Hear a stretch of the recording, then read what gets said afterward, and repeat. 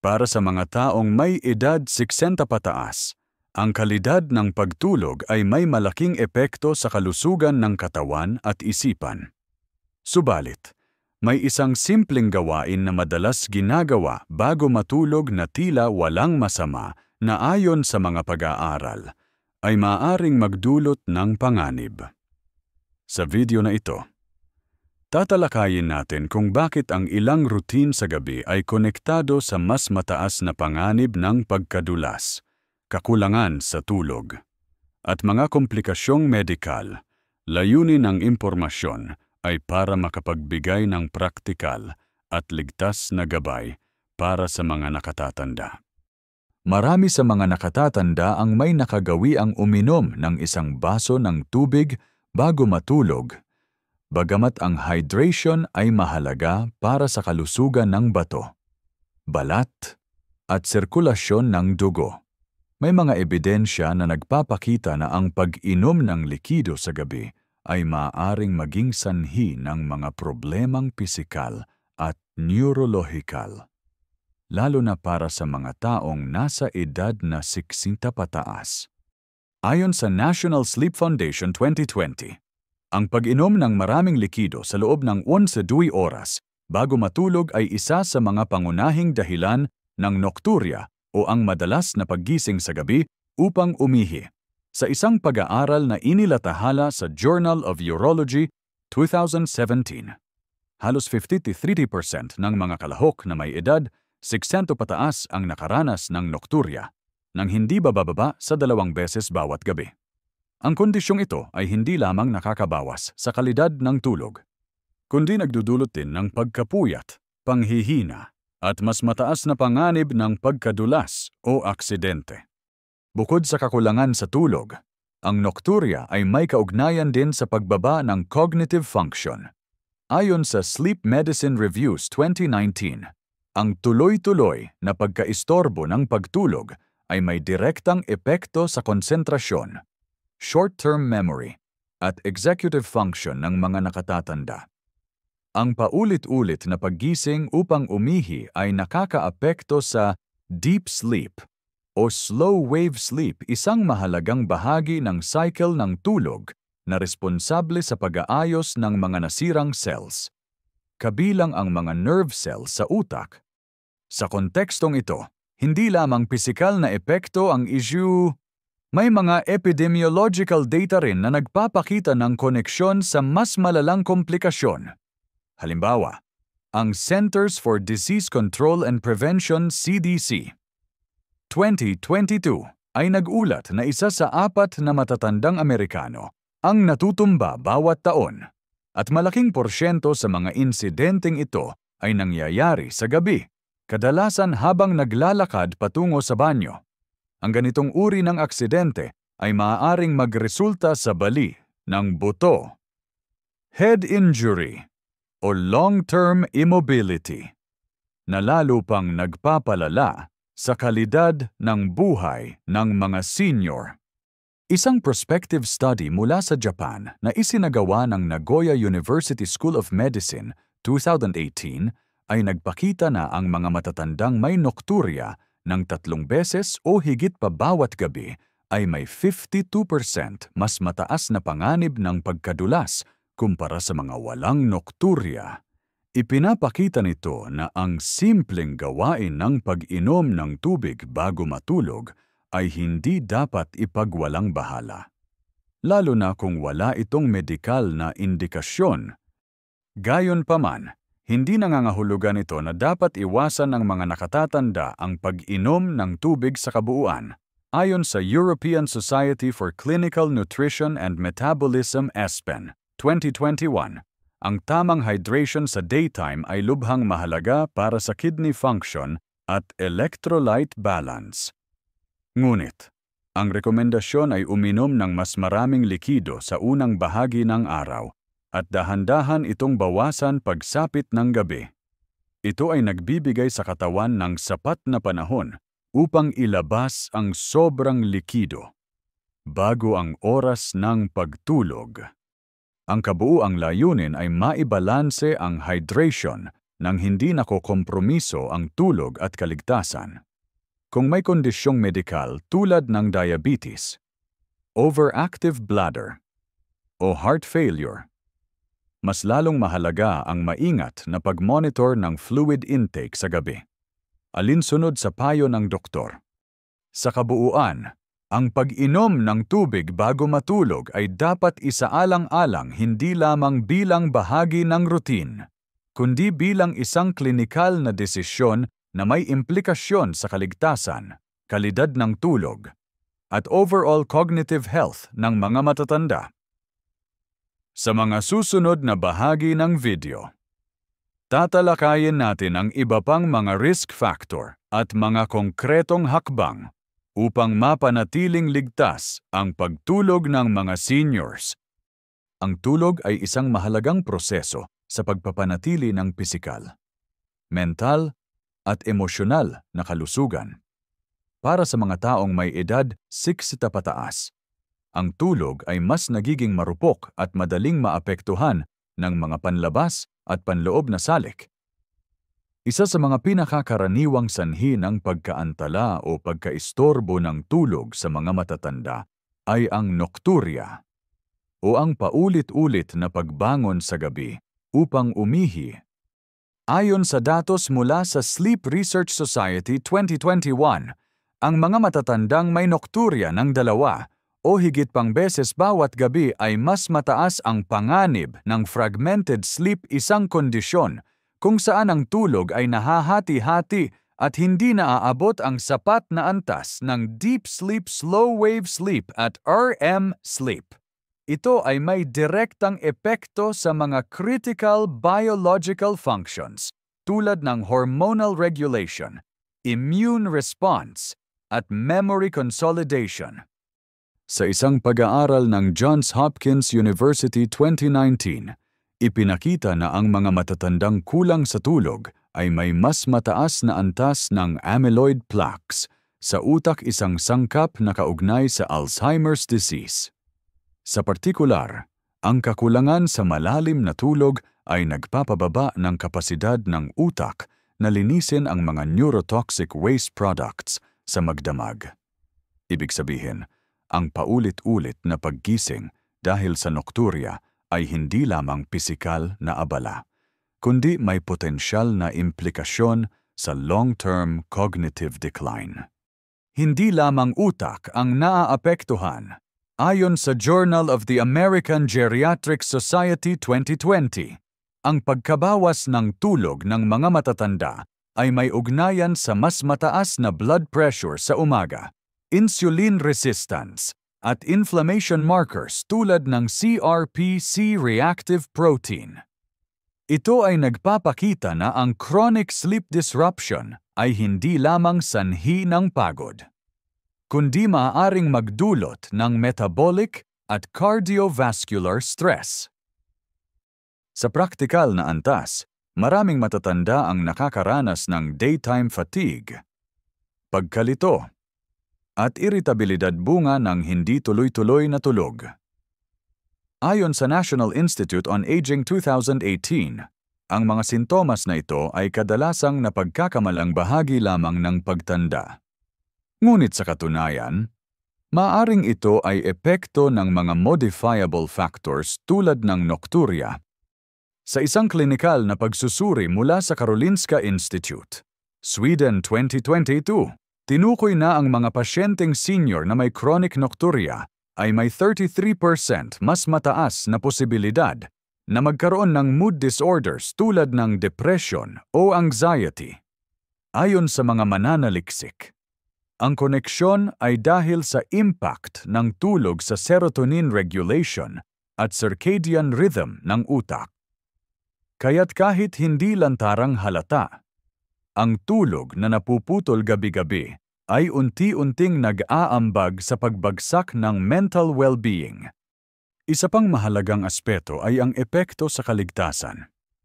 Sa isang ulat mula sa British Medical Journal BMJ 2020, ipinakita na ang mga matatandang kulang sa tulog ay mas mabagal ang reflexes, mas mahina ang koordinasyon, at mas mataas ang panganib ng mga aksidente kahit sa simpleng paglalakad o pagbangon mula sa kama. Kung ito ay sinabayan pa ng madilim na paligid o kakulangan sa suporta sa banyo hall, grab bars, non-slip mats, tumataas pa lalo ang panganib ng pinsala. Sa kabuuan, ang nokturya ay hindi isang maliit na istorbo lamang, kundi isang komplikadong kondisyon na may domino effect sa maraming aspeto ng kalusugan ng matatanda. Ang pag-unawa sa kaugnayan nito sa fragmented sleep, cognitive decline, metabolic stress, at physical risk ay mahalaga upang makagawa ng tamang hakbang. Sa mga susunod na bahagi ng video, pag-uusapan natin ang mga paraan upang maibsan ang epekto ng nokturya.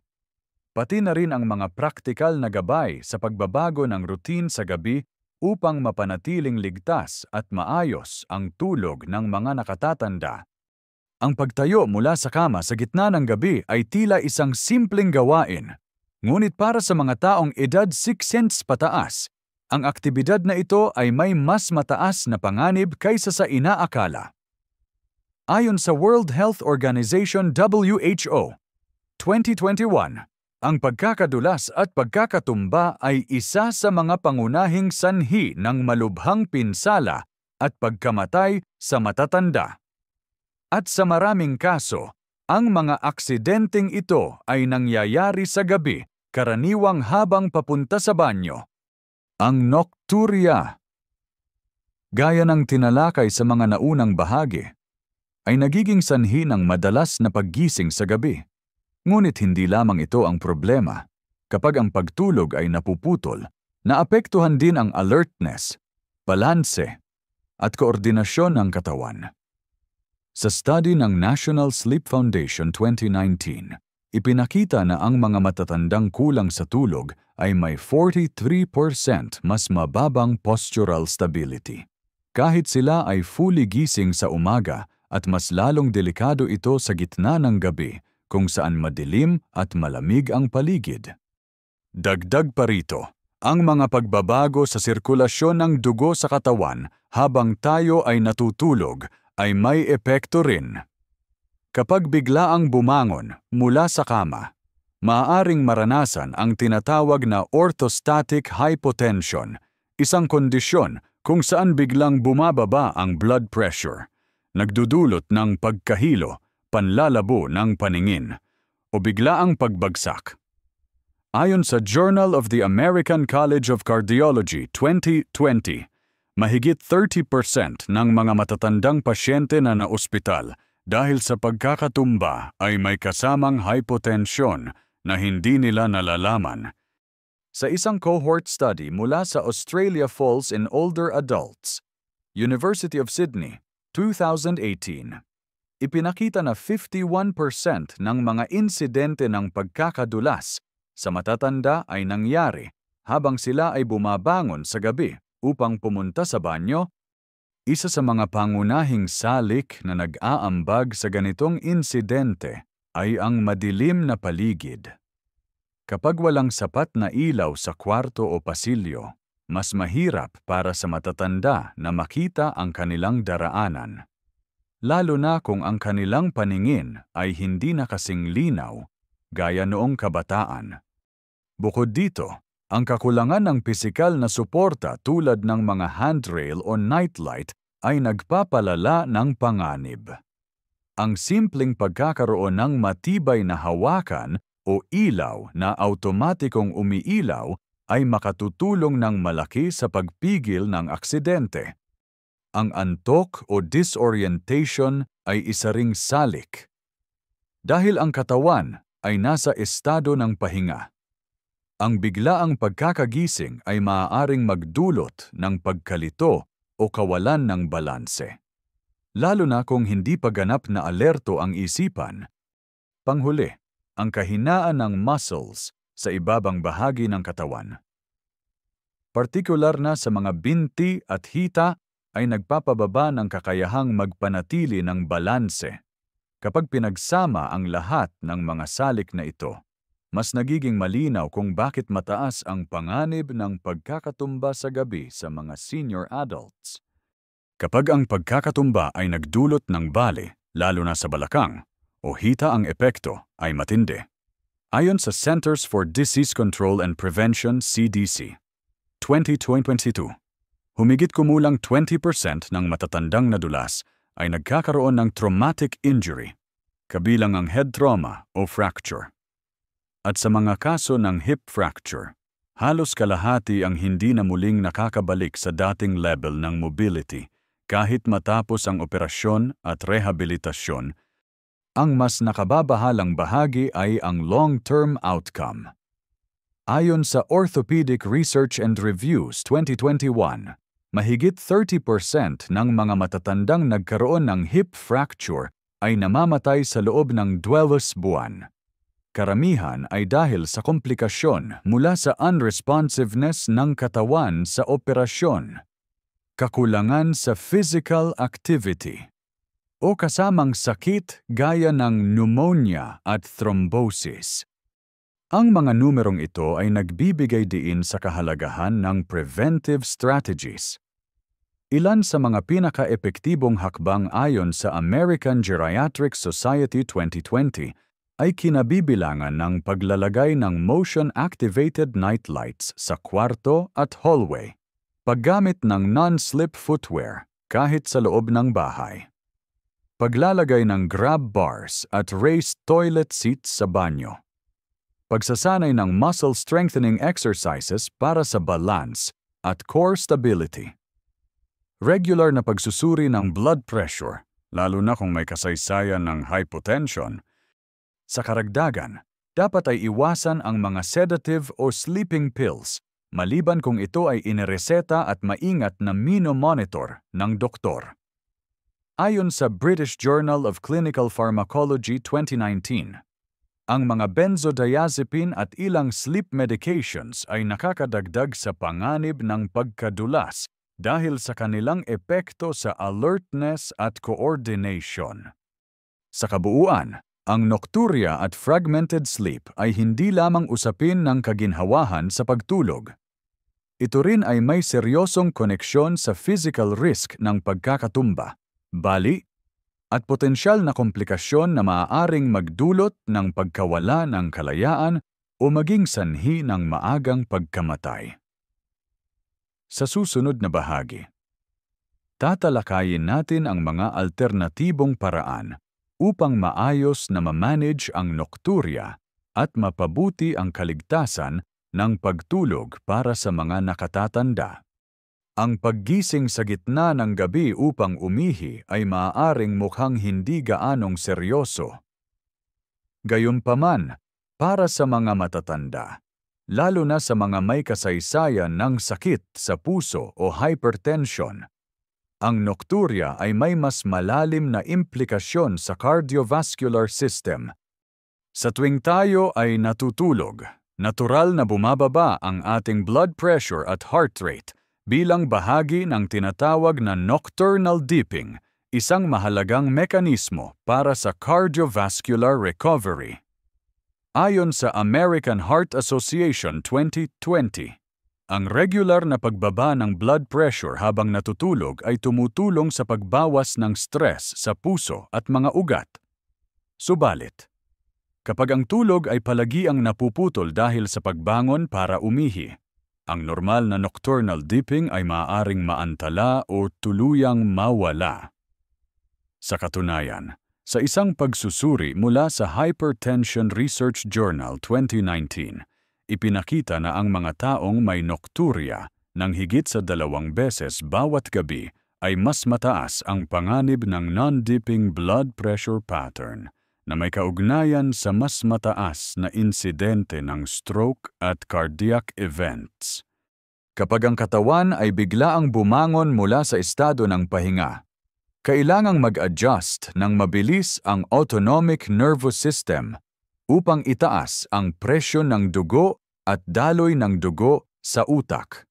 Sa mga matatanda, ang kakayahan ng katawan na gumawa ng mabilis at epektibong pagbabago sa blood pressure ay kadalasang humihina Ayon sa European Journal of Preventive Cardiology 2021, ang mga seniors na may orthostatic hypotension, isang biglaang pagbaba ng blood pressure kapag bumabangon ay may 79% na mas mataas na panganib na magkaroon ng heart failure sa susunod na 5 taon. Kumpara sa mga walang ganoong sintomas. Dagdag pa rito, ang chronic sleep disruption na sanhi ng nocturia ay nakaapekto rin sa hormonal balance, partikular sa cortisol at adrenaline. Ayon sa Sleep Health Journal 2020, ang fragmented sleep ay konektado sa mas mataas na antas ng sympathetic activity na maaaring magdulot ng sustained elevation sa blood pressure kahit sa daytime. Sa madaling salita, ang madalas na pagising sa gabi ay hindi lamang nakakaistorbo ng tulog, kundi maaaring magdulot ng stress response na patuloy na nagpapataas ng presyo ng dugo kahit paggising na. May kinalaman din ang fluid redistribution sa katawan. Kapag ang isang tao ay nakahiga sa mahabang panahon, ang likido mula sa lower extremities ay bumabalik sa central circulation na maaaring magdulot ng pagtaas ng urine production sa gabi. Sa mga pasyenteng may congestive heart failure CHF, ang ganitong pagbabago sa fluid dynamics ay lalo pang nagpapalala ng nocturia. Ayon sa Journal of Cardiac Failure 2018, mahigit 70% ng pasyenteng may CHF ay nakakaranas ng nocturia at ito ay isang indikasyon ng fluid overload na nangangailangan ng medical na pamamahala. Para sa mga may hypertension, ang regular na pagkaantala ng tulog ay nagpapahina rin sa bisa ng anti-hypertensive medications. Ipinakita sa Pharmacotherapy Journal 2019 na ang mga pasyente na hindi nakakamit ang sapat na tulog, mas mababa sa 6 na oras, bawat gabi ay mas mabagal ang tugon sa standard blood pressure treatment at mas madalas na nangangailangan ng multiple drug regimen. Sa kabuuan, ang nocturia ay hindi lamang simpleng sintomas ng pagtanda, kundi isang mahalagang clinical indicator ng posibleng cardiovascular dysregulation. Ang kombinasyon ng pagbangon sa gabi, biglaang pagbago ng postura, hormonal imbalance, at kakulangan sa tulog ay lumilikha ng perpektong kondisyon para sa paglala ng hypertension, pagtaas ng cardiac risk, at komplikasyon sa mga may umiiral ng sakit sa puso. Sa mga susunod na bahagi, tatalakayin natin ang mga estratehiya upang mabawasan ang epekto ng nocturia sa kalusugan ng puso at kung paano makakatulong ang maayos na routine sa gabi upang mapanatili ang cardiovascular stability ng mga nakatatanda. Matapos talakayin ang mga posibleng epekto ng nocturia sa kalidad ng tulog, cognitive function, panganib ng pagkadulas, at kalusugan ng puso. Mahalagang pag-usapan ang mga praktikal at epektibong paraan upang mabawasan ang insidenteng ito, lalo na para sa mga may edad 60 pataas. Bagamat hindi lahat ng kaso ng nocturia ay maaaring ganap na maalis, maraming mga hakbang na maaaring gawin upang maibsan ang dalas ng paggising sa gabi at mapabuti ang kaligtasan at kaginhawahan. Una sa lahat, mahalaga ang pagsasaayos ng fluid intake. Ayon sa International Continence Society ICS 2020, inirerekomenda ang pagbabawas ng pag-inom ng maraming likido 1-2 oras bago matulog nang hindi isinasakripisyo ang kabuuang hydration sa buong araw. Mas mainam na ituon ang mas malaking bahagi ng pag-inom ng tubig sa umaga at hapon, at unti-unting bawasan ito pagsapit ng gabi. Sa ganitong paraan, nabibigyan ng sapat na panahon ang katawan upang ilabas ang sobrang likido bago ang oras ng pagtulog. Pangalawa, kailangang iwasan ang mga pagkain at inuming may diuretic effect sa huling bahagi ng araw. Kasama rito ang kape, tsa, alak, at ilang uri ng prutas tulad ng pakwan at ubas. Ayon sa Mayo Clinic 2021, ang caffeine at alcohol ay parehong nagpapabilis ng urine production at maaring makairita sa pantog, na siyang nagpapalala ng nocturia sa gabi. Ikatlo, mahalagang tiyakin na ang pantog ay ganap na walang laman bago matulog. Maaring gawin ito sa pamamagitan ng double voiding technique, ang pag-ihi, maghintay ng ilang minuto, at muling umihi bago humiga. Ayon sa Urology Health Foundation 2019, ang pamamaraang ito ay tumutulong upang masiguro na ang pantog ay hindi pa rin may natitirang ihi na maaaring mag-trigger ng urgency habang natutulog. Bukod sa mga behavioral strategies, mahalaga rin ang pagsasaayos ng kapaligiran sa gabi. Ayon sa National Institute on Aging 2018, ang paglalagay ng motion-activated night lights sa daan patungo sa banyo, paggamit ng non-slip rugs, at paglalagay ng grab bars ay epektibong hakbang upang mabawasan ang panganib ng pagkakatumba kung sakaling kailangang bumangon sa gabi. Para naman sa mga may umiiral na kondisyong medikal tulad ng diabetes, benign prostatic hyperplasia BPH, congestive heart failure, o overactive bladder, mahalagang kumonsulta sa doktor upang mapag-aralan kung ang nocturia ay may ugat na medikal. Sa ilang kaso, maaring irekomenda ang time diuretics kung saan ang gamot na nagpapalabas ng sobrang likido ay iniinom sa umaga sa halip na sa hapon o gabi upang mabawasan ang nocturnal urine production. Ayon sa American Urological Association AUA 2020, ang ganitong uri ng gamot ay maaaring makatulong kung ito ay isinama sa behavioral adjustments. Isa pang mahalagang aspeto ay ang regular na ehersisyo, ang paglalakad, gentle stretching, at mga low-impact activities ay nakakatulong upang mapabuti ang sirkulasyon ng dugo at maiwasan ang fluid pooling sa lower extremities. Sa British Geriatric Society Guidelines 2021, ang pagtaas ng physical activity ay tumutulong hindi lamang sa mobility, kundi pati sa fluid balance, na maaaring makabawas sa nocturia kapag ginamit kasama ng leg elevation bago matulog. Hindi rin dapat kaligtaan ang papel ng structured sleep routine. Ang pagtulog at paggising sa parehong oras araw-araw ay tumutulong sa katawan upang maayos ang circadian rhythm.